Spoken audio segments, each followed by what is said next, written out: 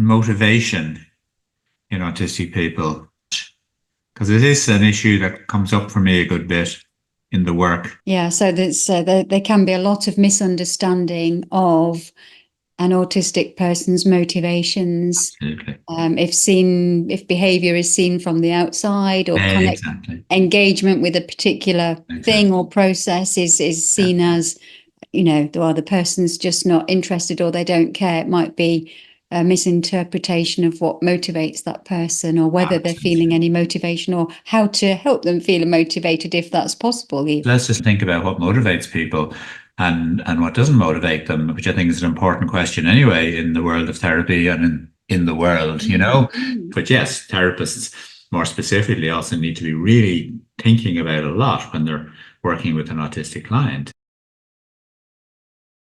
So we were thinking of talking about motivation in autistic people.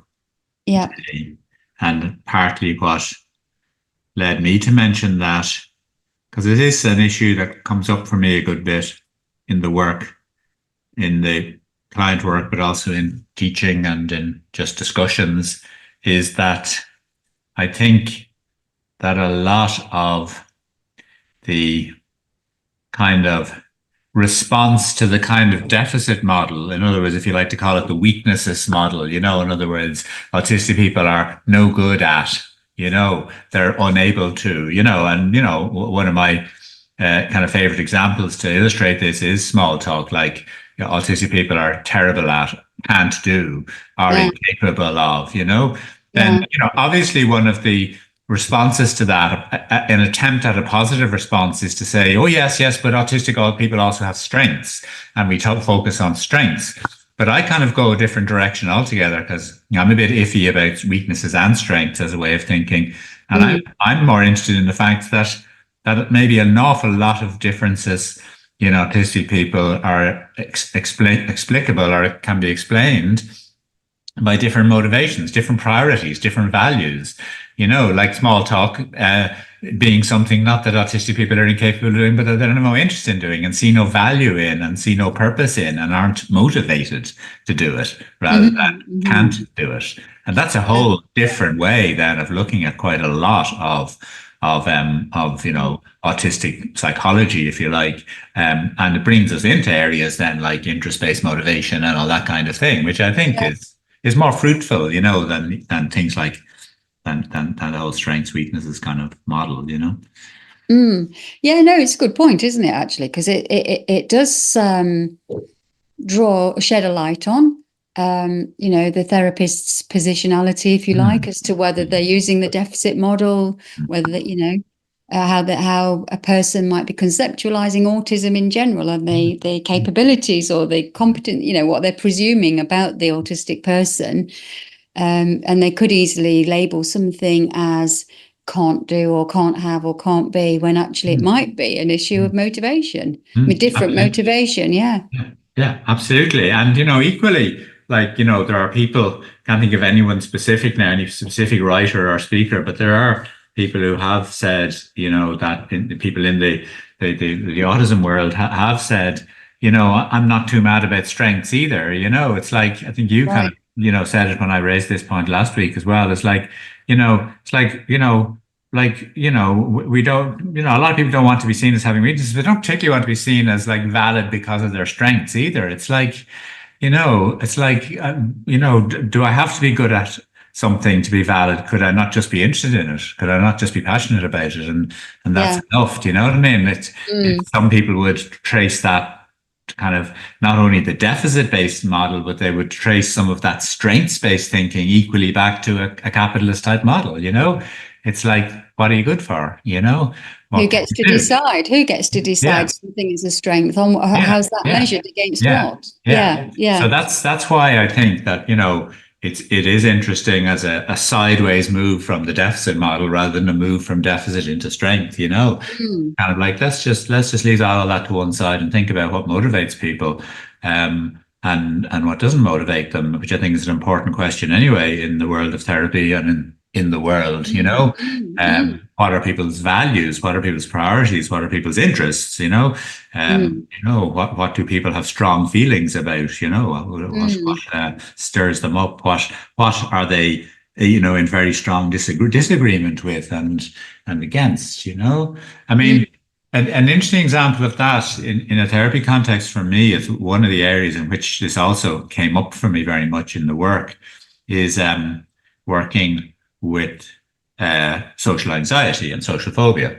Yeah. And quite a lot of autistic people have social anxiety of some kind or other, but it's quite a delicate matter to look at it and see what kind, because and also what's the desired outcome therapeutically for the client, because again, it's very easy to fall into, I find, not just for the therapist, but for clients, I find it's very easy to fall into the trap of thinking that again, being socially anxious is about kind of weaknesses in terms of, everything from, kind of I'm self-criticism of I'm pathetic and I should be able to be more confident, but even also kind of okay, so I'm misinterpreting then. If you use a CBT approach, then maybe I'm fearing judgment where there isn't judgment. And of course that's a possibility for anybody.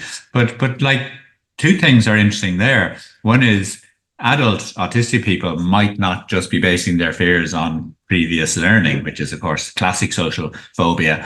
But they may well be still being judged. We talked about this on another occasion. Yeah, we have. Um, Yeah. but also, they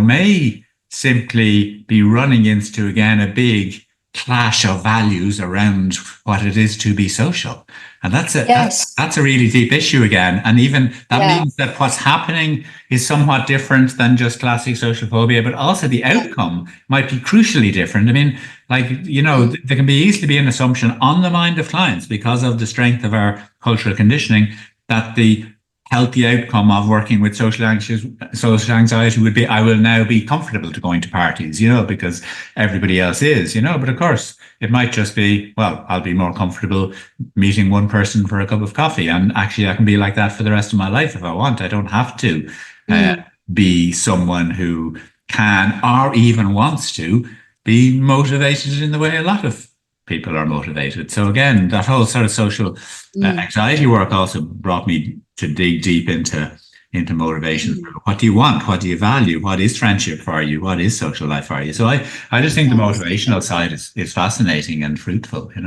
Yeah, definitely. I mean, before we had this conversation today, I thought I'm just going to look it up in the Mm, dictionary to see mm, what the definition is of motivation, mm, because do I know what I'm talking mm, about? And what was interesting is that I found the first one I came across was in the Cambridge Dictionary, which was the motivation is classified there as the need or reason for doing something. And I thought, oh, that's not what people normally say when they're talking about it. Other definitions can be things like the drive to act or the desire to act mm, or pursuit in the service of a goal, mm, or the driving force behind the actions. That's mm. what people often mean by motivation, don't they? But actually, it's really interesting to see the Cambridge University say that the person is motivated because they have a need or a reason for doing something, That's which a of great course then it brings us into individuality, doesn't mm, it? mm. That's a great definition. I really like that.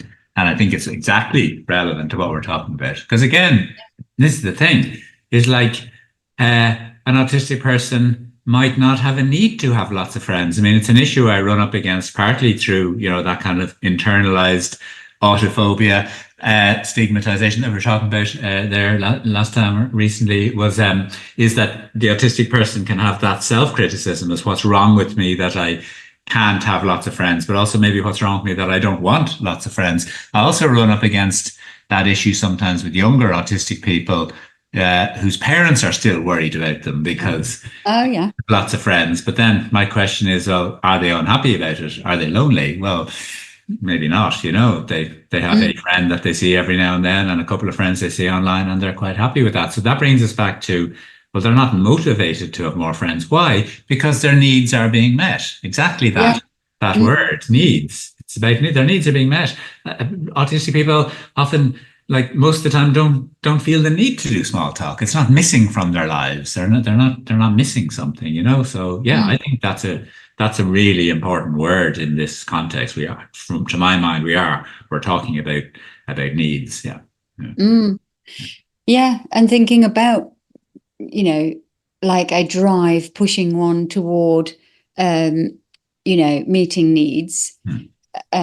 I don't think we think of it in that way anymore, but that was sort of how we used to think about motivation, wasn't it? That you Yeah. have a need, there's a tension about not getting the need, and you want Yeah. to reduce that tension. Yeah. So you then feel this push or this drive to go and reduce that tension, but as well, that's like I'm on the understanding that there's like primary and secondary needs in a way. And so Hmm. it's One like way if of they, looking at it, certainly. Yeah. Yeah. yeah, Hmm. go one way of looking at it. Yeah. So, how do you categorize needs even? Hmm. Right. So it might be that some person sees a need as fundamental, like a primary need, and Hmm. for someone else, well, that's a secondary need. It's only secondary to what I am prioritizing, Hmm. you know. And Hmm. that was one thing that I thought interesting, and also the other thing about I remember something about intrinsic and Yeah. external or Extrinsic or extrinsic. external. Yeah. Yeah. Yeah, like Absolutely. there's some needs that where you can be motivated because you might be gaining something from that's recognized outwardly, or is the pressure from outward, like a punishment or a reward or a goal or something, whereas the intrinsic, is it right that it's right to say that that can be that it's an activity for its own inherent sense of satisfaction? Well, it's coming from some sort of felt or experienced, lack or need, rather than maybe a structure from outside that's saying, well, in order to do this, you need to do this. Like, hunger would be, for instance, an intrinsic need, Mm, whereas, having to have money to pay for food would be extrinsic because, that's only because of the way things are set up outside. oh yeah. Hmm.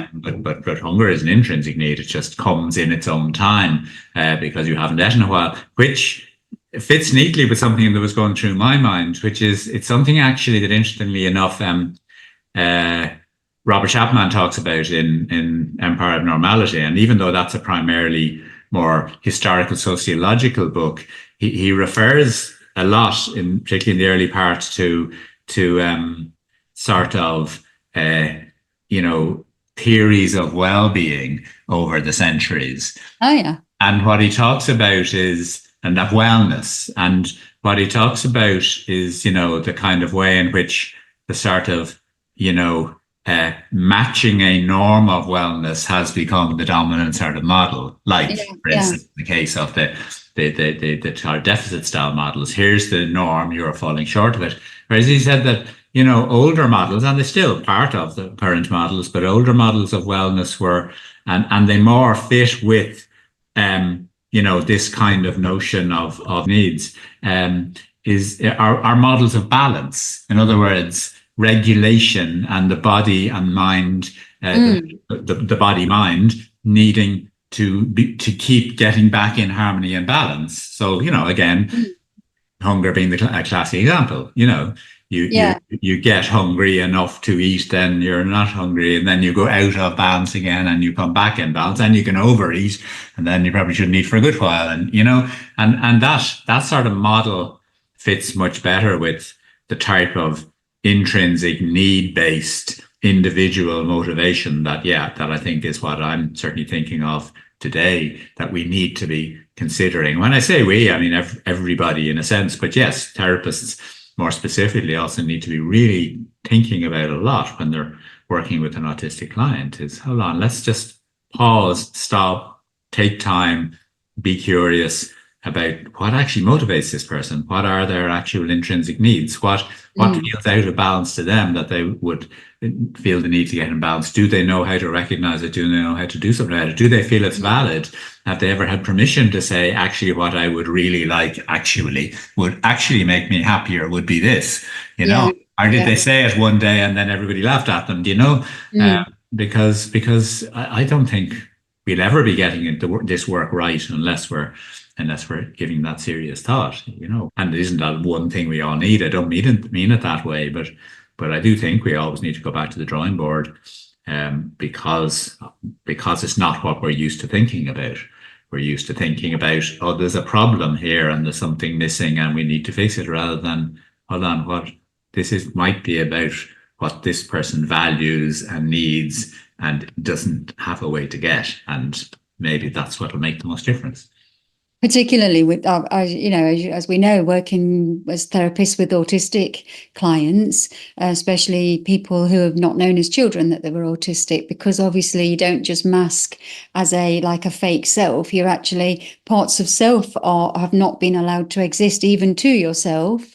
So knowing what motivates you, what you'd rather be doing, Absolutely. how you'd rather be, what actually does interest you, could be actually not even recognized by the person themselves. And that does evolve, doesn't it? Comes out, that can be part of what therapy is about, or any person, not just that it's due to the therapy, but that's their progression in general of emerging more, and having a fuller relationship with themselves, and their motivations might change. They might find different motivating. Why wouldn't they? For any of us, and particularly maybe some of the interest-based motivations and the so-called special interests and all that, which we might come back to in a minute. But no, I think you're absolutely right. In a way, some of the therapy work that I would find myself doing could be partly in this area, could be partly split into those two categories. And I'm thinking of actual people that I'm working with now at the moment.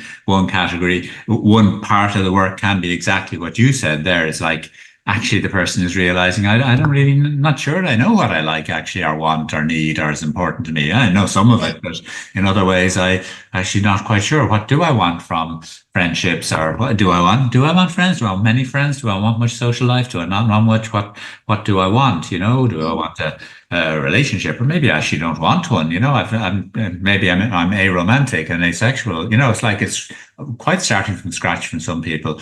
The other side of it is people kind of getting quite clear what they want, but realizing it's not that all easy to get, because it's not what most people are providing or looking for, as far as they can see. And one example of that in that kind of social area is autistic people. You can focus on the fact that they're not much interested in small talk, but you could also focus on, well, what are they interested in? And one common answer seems to be what might be called big talk. Like talk with content rather than without content. Interesting talk with lots of meat on it, and lots of kind of realness and kind of relevance, I suppose, so we're both actually talking about something we really want to talk about. And if not, then let's not bother. And for many autistic people, I find that includes talking about, life in a sense, as in our lives, talking about ourselves, but in that, kind of exploratory way, deep way, if you like, not just, well, kind of what did you do for the weekend? Yes, that, if it's interesting, but also, how do you feel? And what are you struggling with? And what am I struggling with? And let's talk about that, Yeah. So that's highly motivating. And I know a good few autistic people are desperate for that and still don't really have anyone in their life apart from therapist to do that with, So these are all huge need motivational type issues.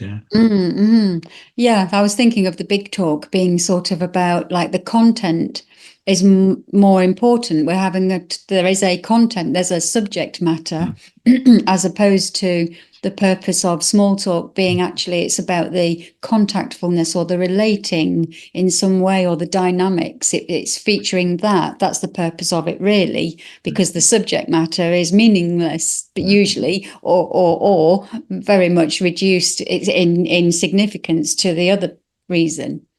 Yeah, it's not essential. Not essential. Very much so.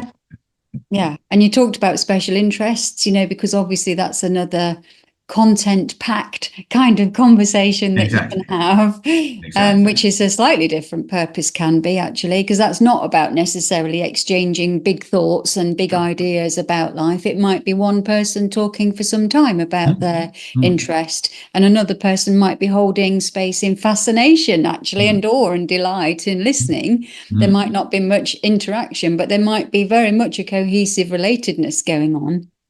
Absolutely, absolutely. And, info dumping, as they call it. And again, I do think that that is the other area that, is such an important aspect of being autistic when it comes to motivation, And again, it's something that it's why I think we use the term special interest still. It hasn't kind of gone out of use, or, there's not that many people saying, please don't use it, or people aren't quite that negative about it. But a lot of people aren't mad about it either, because it doesn't really capture what it is.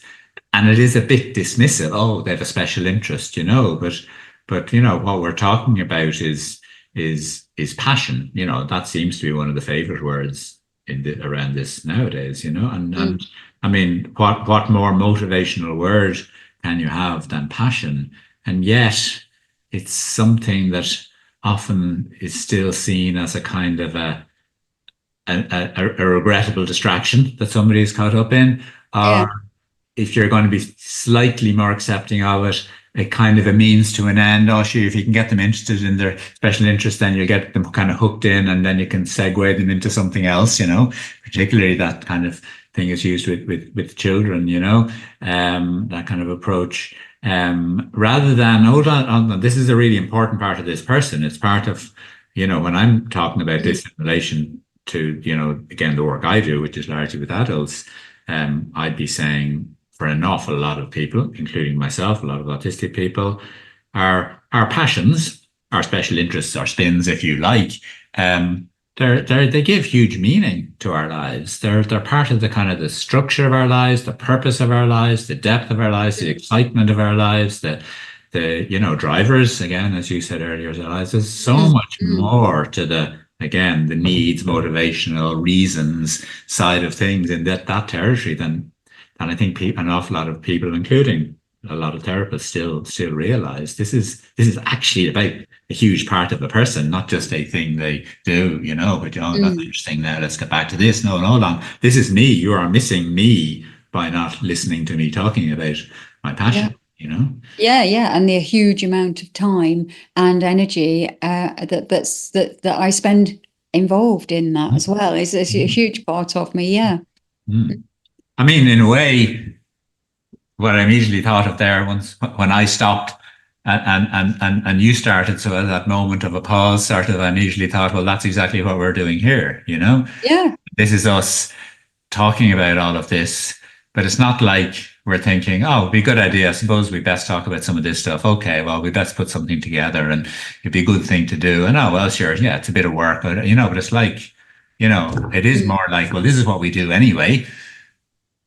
But So which is no accident, because if you can, it's a great idea as an autistic person to try and find a way, if you can, that you're able to enjoy work as being part of your work.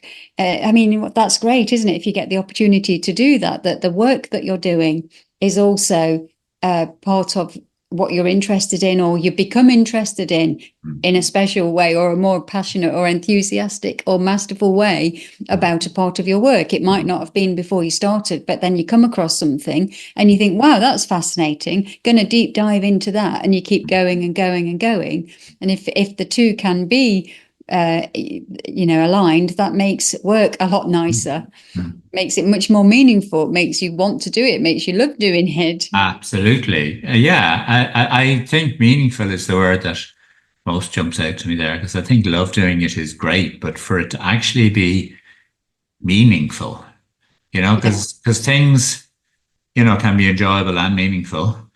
Sometimes, they can't be enjoyable all the time, but they can be meaningful. Yeah. Pretty much a lot of the time, and so in many ways, it's a more important thread, I think, in people's lives, including in their work, is that it's meaningful. And often, you know, I think for autistic people, when that's going well, it's even more meaningful than it is for a lot of people. Like, you know, therefore, that's such a motivation for us for to have, for instance, meaningful work. It isn't for everybody. It is for a lot of people. You don't have to be autistic for that to be an important motivator, but not everybody needs to put a high, you know, kind of priority on their work being meaningful. Quite a few people are happy enough if their job is stable and secure and not too hard and pays pretty well, you know. But I think for a lot of autistic people, yeah, it becomes, you know, close to essential that their work is meaningful, how they spend that. Or if not work, then another big part of their life. So it might be that they do a work that's work, and yet on a weekend or in their leisure time in some way, there's something that is a real passion, and you know that they can immerse themselves in and that they love, whether that be classic cars or playing football or playing in an instrument or anything. Are training kids to play football, you know, running a club, that kind of thing. And indeed, you know, raising a family, you know, all those parts of life as well. That brings us back into the relationship territory. And, you know, again, I think that's, you know, there's a difference of emphasis, you know, in both sides that you can kind of see mirrored in relationships and then in those kind of passionate interests, a kind of, a need for a bit more depth and reality and intensity and meaningfulness, you know, that does seem to be a reality. And, you know, given that, you know, the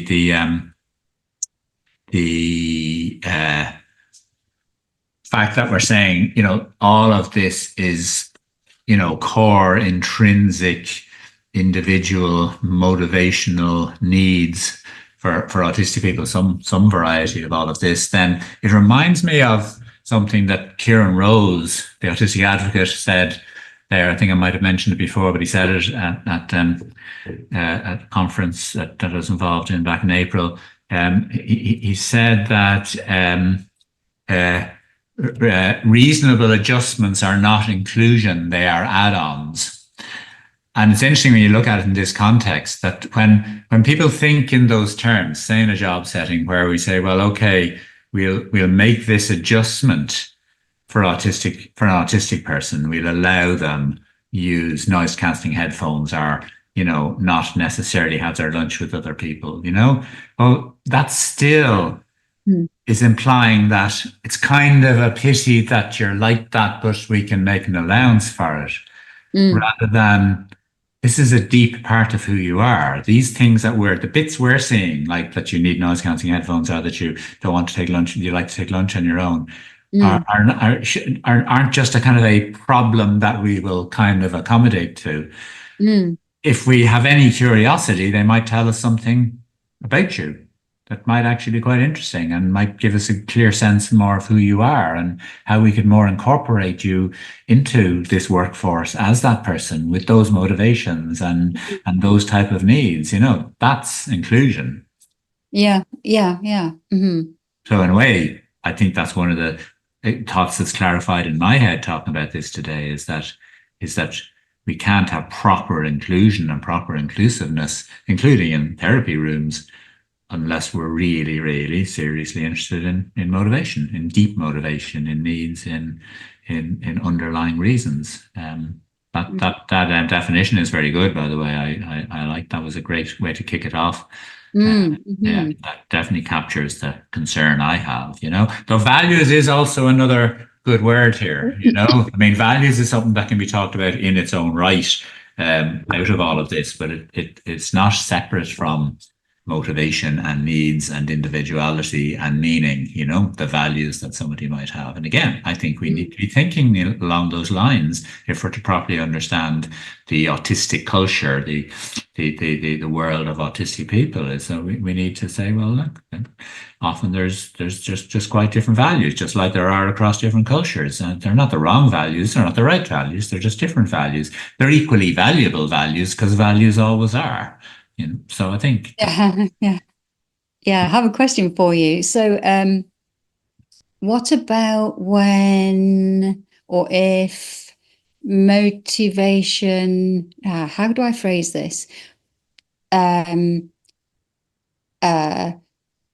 behavior seemingly to meet a need, what if it goes wrong? And what I'm thinking of is like addictions, say, or unhelpful outcomes, but the person does feel a drive toward doing, so that you could say that there is some motivation there, if you like.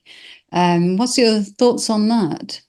Well, it's possibly an area simply to come back to, because addiction is a good example of something that's, in a way kind of a need, but isn't really a need, in the sense that we've been talking about it. Like nobody actually needs, to drink huge quantities of alcohol. I mean, it's interesting because, this is a whole area again that I've done lots of work on over the years. I don't work so much with addictions now, but I used to work a lot in that area. I think it's very interesting to compare, addictions like food addiction, addiction to junk food, with addictions like, alcohol or cigarettes or heroin, because food addiction is a hijacking of a natural need, Yeah, which people do have, whereas, nobody ever had a problem with not enough alcohol. Some people have never drank in their whole lives. Many people have never seen heroin in their whole lives. Do you know what I mean? Certainly, nobody ever needed to smoke. And so they're a different type of addiction, even though they're the best known ones.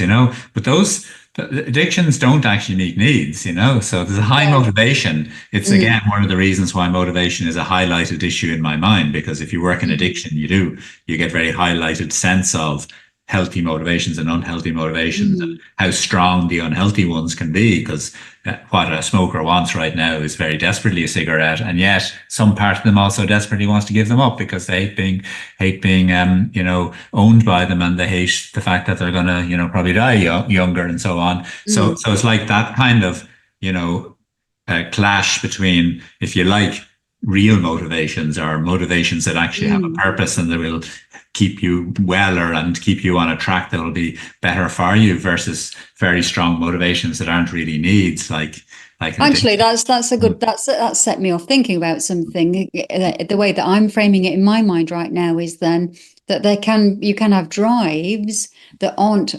motivations, I suppose. Or that aren't needs, or that aren't meeting needs. It depends on how you use the language, I suppose. Yes, I suppose in addiction counselling, we'd more say that the person is very strongly motivated to drink, but it's not a motivation that's based on a real need. It's not meeting a need. There are needs that need meeting, and that temporarily met that need in a kind of a way. I mean, drink, for instance, alcohol doesn't meet the need that loneliness represents, because loneliness is telling you need connection. But alcohol can meet the need of not wanting to feel lonely right now, because after you've had a few drinks, you don't, because your feelings are numbed. So it meets that need, but not the core need. So again, it's complex, but of course, fascinating territory, Yeah. And like where people do need to eat because they get hungry, and they need to meet that need, which is a good one, because then you stay alive.